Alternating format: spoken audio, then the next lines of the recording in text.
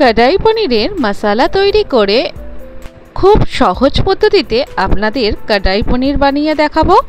নমস্কার বন্ধুরা, দুর্গাস ব্লগে আপনাদের অনেক অনেক স্বাগত। আমার আজকে নিউ রেসিপি কড়াই পনির। এর জন্য আমি নিয়ে নিয়েছি টমেটো কুচি, রসুন, আদা, আর নিয়ে নিয়েছি পেঁয়াজ কুচি, আর নিয়ে নিচ্ছি পেঁয়াজটাকে এইভাবে চৌকো করে কেটে নিয়েছি। ক্যাপসিকামও ঠিক এইভাবে চৌকো করে কেটে নেব, আর টমেটোকে এইভাবেই চৌকো করে কেটে নেব। সব একই সাইজ মতো হবে। পনিরটাও চৌকো চৌকো করে কেটে নিয়েছি। খুব সহজ পদ্ধতি আপনাদের সাথে শেয়ার করছি। কড়াই মশলা কিভাবে তৈরি করতে হয়। কড়াইতে শুকনো লঙ্কা দিয়ে দিলাম, তার মধ্যে তেজপাতা, আমি একটা শুকনো লঙ্কা দিয়েছি বড় মতো, আর একটা তেজপাতা কুচি কুচি করে দিয়েছি। আর দিয়ে দিলাম 1 চামচ মতো ধনে, গোটা ধনে। এগুলোকে একটু শুকনো খোলায় নাড়াচাড়া করে নেব। তারপরে আমি এখানে দিয়ে দিচ্ছি 1/2 চামচ মতো মৌরি, আর দিচ্ছি 1/2 চামচ মতো জিরে। এবার গ্যাসের ফ্লেমটা লো করে শুকনো খোলায় এইভাবে কিছুক্ষণ নাড়াচাড়া করে নেব। মনে রাখবেন এই মশলার একদম নিট উপকরণ হচ্ছে মৌরি আর ধনে, এটা কিন্তু দিতেই লাগবে।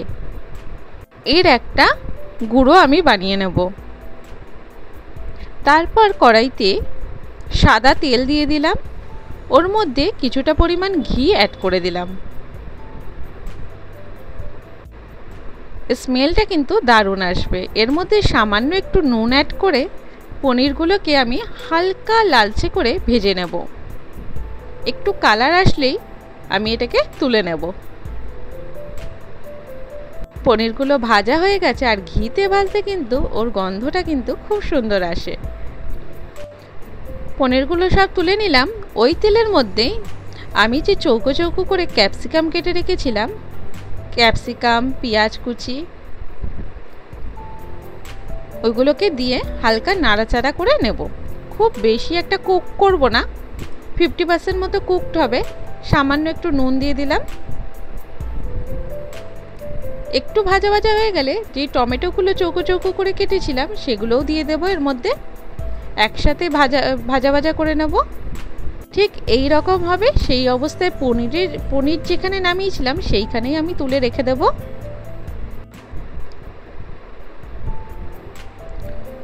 ওই কড়াইয়ের মধ্যে কিছুটা পরিমাণ সাদা তেল অ্যাড করব। মনে রাখবেন এই রান্নাটা কিন্তু একদম সাদা তেলেই হবে। ওর মধ্যে আমি কুচনো পেঁয়াজ, রসুন, আদা আর টমেটো কুচি সব একসাথে দিয়ে দিয়েছি। এর মধ্যে কিছুটা পরিমাণ কাজু বাদাম দিয়ে দিলাম। দিয়ে সামান্য একটু নুন দিয়ে এইভাবে একটু লালচে করে ভেজে নেব। সব গোটা গোটাই থাকবে, আমি কিন্তু আদা রসুন বাটিনি। এবার এগুলোকে একটা মিক্সিং জারের মধ্যে নিয়ে এটাকে পেস্ট করে নেব। এটা অবশ্যই একটু ঠান্ডা করে নেবেন। দেখুন এইভাবে পেস্টটা আমি করে নেব। তারপর কড়াইতে আবার সাদা তেল দিয়ে দেব। এর মধ্যে আমি এলাচ, দারচিনি ফোড়ন দিয়ে দিলাম। এবার যে পেস্টটা আমি করে রেখেছিলাম সেই পেস্টটা এর মধ্যে দিয়ে দেব। আমার রান্নাটা যদি ভালো লেগে থাকে অবশ্যই লাইক, কমেন্ট, শেয়ার করে দেবেন। সাবস্ক্রাইব অবশ্যই করবেন, পাশে নোটিফিকেশন বেলটাও অন করে দেবেন। এরকম নতুন নতুন ভিডিও চাইলে সবার প্রথম যেন আপনার কাছেই পৌঁছায়। আপনারা অবশ্যই বাড়িতে এইভাবে ট্রাই করবেন। একদম আমি যেইভাবে করছি সেরকম সেম প্রসেসে করলে দারুণ টেস্টি হবে। আর বাড়িতে যদি নিজস্ব মশলা তৈরি করে নেওয়া যায় খুবই ভালো হয়। আমি যেইভাবে দেখালাম ঠিক সেইভাবে আপনারা করে নেবেন। গ্যাসের ফ্লেমটা লো করে সেই মশলাটাকে এইভাবে নাড়াচাড়া করে নিচ্ছে। দেখুন আস্তে আস্তে তেলটা বেরোচ্ছে। ঠিক সেই সময় ওর মধ্যে হলুদ গুঁড়ো আর লঙ্কার গুঁড়ো অ্যাড করে দেব। এখানে কিন্তু আমি কোনো কাঁচা লঙ্কা অ্যাড করিনি।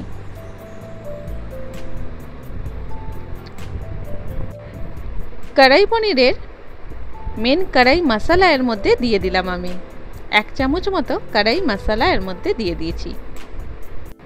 আর দিয়ে দিচ্ছি টক দই। টক দই আমি এখানে 2 চামচ মতো অ্যাড করলাম। মশলাটাকে কিন্তু মনে রাখবেন খুব ভালো করে কষাতে হবে। ওই দই ধোয়া জলই একটুখানি এর মধ্যে অ্যাড করে দিয়েছি। মশলা যত ভালো কষবে তত ভালো কিন্তু রান্নার স্বাদ আসবে। এর মধ্যে সামান্য নুন অ্যাড করলাম, স্বাদ মতো নুনটা দেবেন। আর চিনি দিলাম 1 চামচ মতো, যেহেতু এখানে টক দই দেওয়া আছে। এই টক মিষ্টির ব্যালেন্সটা করবে। এইভাবে বেশ 7 থেকে 8 মিনিট আপনারা মশলাটাকে কষবেন খুব ভালো করে।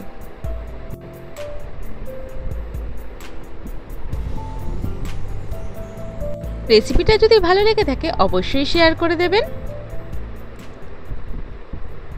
ঠিক এইভাবে মশলা থেকে তেল ছেড়ে আসবে, ঠিক সেই সময় এখানে গরম জল অ্যাড করেছি আমি। মনে রাখবেন যে কোনো রান্নাতে আপনি যদি উষ্ণ গরম জল অ্যাড করতে পারেন তাহলে কিন্তু তার রান্নার স্বাদ দ্বিগুণ হয়ে যায়। দেখুন ঝোলটা যখন ফুটে উঠবে তখন যে আমি ক্যাপসিকাম, পেঁয়াজ আর টমেটো ভেজে তুলে রেখেছিলাম, পনিরটা ভেজে তুলে রেখেছিলাম, আমি সব কিছু এর মধ্যে অ্যাড করে দিলাম। দিয়ে গ্যাসের ফ্লেমটা লো করে এটাকে চাপা দিয়ে রেখে দেব।